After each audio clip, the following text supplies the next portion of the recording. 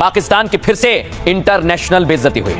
52,000 पाकिस्तानी भिखारी डिपोर्ट किए गए, जो तस्वीर में आप। और सऊदी अरब ने 56,000 पाकिस्तानी भिखारियों को डिपोर्ट किया है। यूएई ने 6,000 पाकिस्तानी भिखारियों को वापस लौटाया है। अजरबैजान ने 2,500 पाकिस्तानी भिखारियों को देश से निकाला है। पश्चिम एशिया ने पाकिस्तानी बैगर्स को वापस भेज दिया on the basis of the allegations कि ये लोग जो हैं ये इस तरह की हरकतें कर रहे हैं, और इसमें बाकी जो लोग हैं, ममालिक हैं, वो अलग हैं।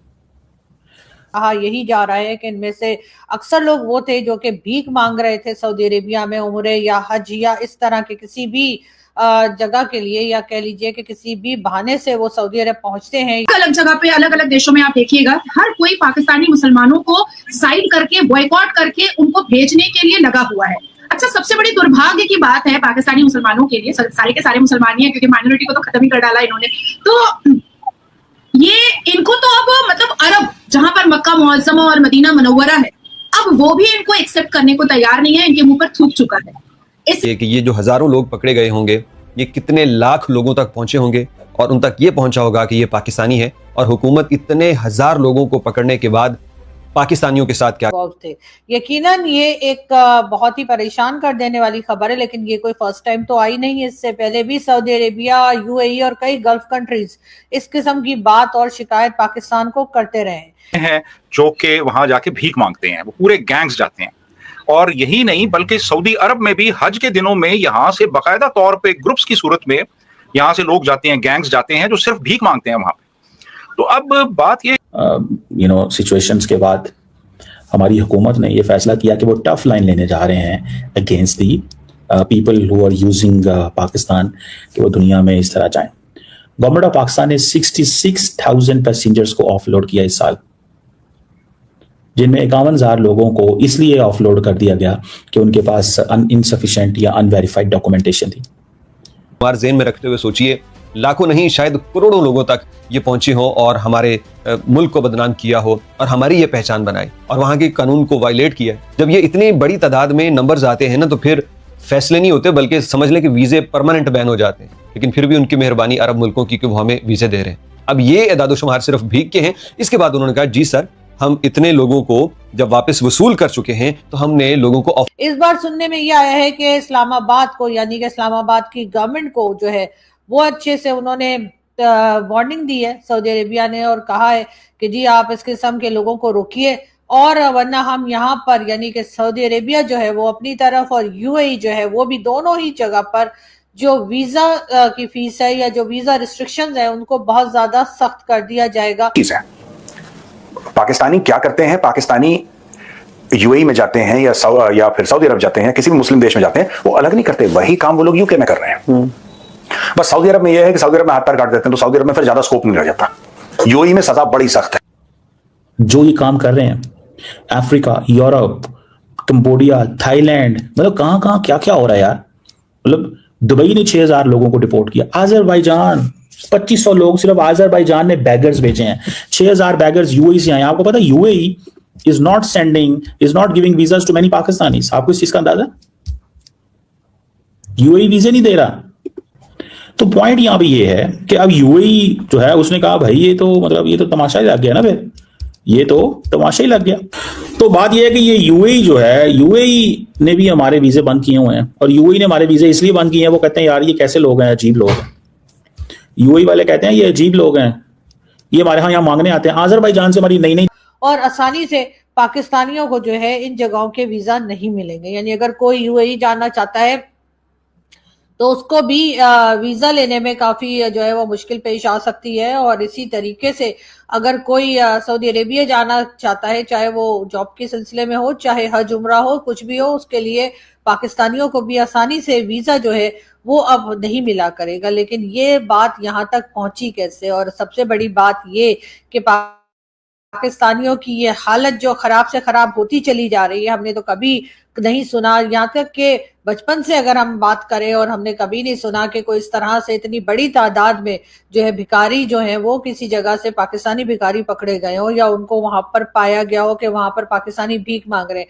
हाँ, ये जरूर है कि हमेशा से थोड़े बहुत लोग जो हज उम्रे के लिए जाते थे पाकिस्तानी, वो बताते जरूर थे कि वहां पर जी कुछ पाकिस्तानी जो है वो भीख मांग रहे थे, या कुछ पाकिस्तानी कहते हैं कि जी हम उम्रे हज के लिए आ गए हैं, अब हमारे पास वापसी का टिकट नहीं है, या कोई और बात इस तरह की जो की जाती है वो करके कई पाकिस्तानी जो है वो दिखाई तो दिए और लोगों ने देखा, लेकिन इतनी बड़ी तादाद के एक साल के अंदर 24,000 के करीब लोग और यूएई से 6,000 के करीब लोग जो है वो इस तरह से निकाले गए हैं और ये तादाद बढ़ती चली जा रही है। मतलब ये तादाद कम होने के बजाय ये नंबर्स जो हैं वो आगे की तरफ जा रहे हैं और ये नंबर्स जो हैं ये बढ़ते चले जा रहे हैं कि पाकिस्तानी भिखारी जो है वो हर जगह दिखाई दे रहे हैं।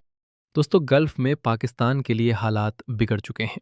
सिर्फ 2025 में सऊदी अरेबिया ने 24 से 56 हजार पाकिस्तानी नागरिकों को वापस भेज दिया। आरोप ऑर्गेनाइज्ड बिगिंग, वीज़ा मिसयूज और छोटे अपराध। यूएई और दुबई से भी हजारों डिपोर्ट हुए। नई विजिट वीज़ाज लगभग फ्रीज।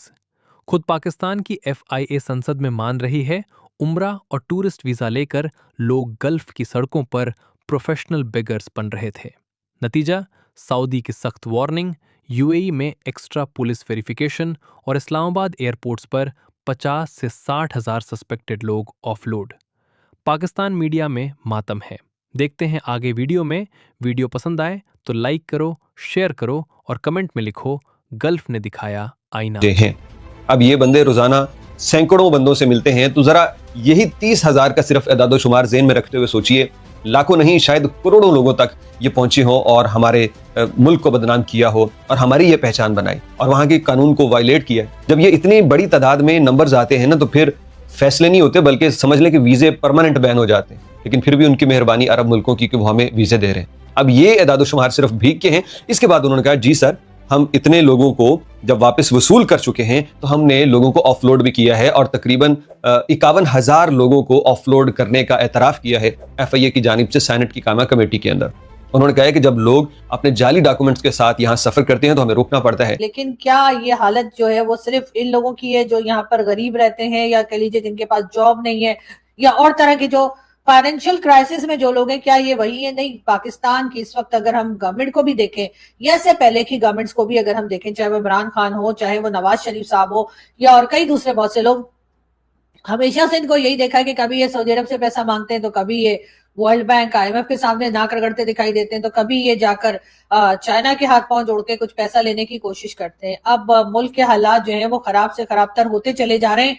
ये और बात है कि गवर्नमेंट साफ खुलकर बताती नहीं है, साफ हमारे मेन स्ट्रीम मीडिया पे कुछ कहा नहीं जाता है, और इसीलिए जो आम पब्लिक है उसकी हालत भी खराब से खराब होती चली जा रही है। लोगों के पास यहाँ पर जो है कह लीजिए साफ पीने का पानी तक जो है वो भी अगर आपको खरीद कर पीना पड़े तो आप समझ सकते हैं कि लोगों के हालात क्या हो गए, कि अगर उनको पानी भी पीना है तो चाहे वो कराची हो, चाहे वो कहीं का भी एरिया। अभी 2 दिन पहले बिलावल भुट्टो जरदारी साहब का भी ये कहना था कि जी वो पानी जो है खरीद कर पीते हैं। अब अगर इतने बड़े बड़े लोग जो है उनको तो कोई फर्क पड़ता नहीं है कि वो पानी खरीद कर पिए या पानी उनको दे दिया जाए, लेकिन बहरहाल अब अगर आम आदमी के पास भी पीने का साफ पानी नहीं होगा और उसको भी अगर पानी खरीद कर पीना पड़ रहा है, बाकी खर्चे हैं, जॉब्स नहीं है यहाँ पर लोगों को अगर आप देखें तो बेरोजगारी जो है वो बहुत हद तक बढ़ चुकी है, और जो जॉब पर हैं या जो काम कर रहे हैं उनको भी सैलरी या पेमेंट उस तरह से नहीं हो रही जिससे कि उनके खर्चे पूरे हो सके, या उसको ये ना हो कि जी उन्हें भीख मांगनी पड़ रही है, या उनके जो यूटिलिटी बिल्स हैं या बच्चों का जो खर्चा होता है या जो भी सामान वगैरह लोग लिया करते हैं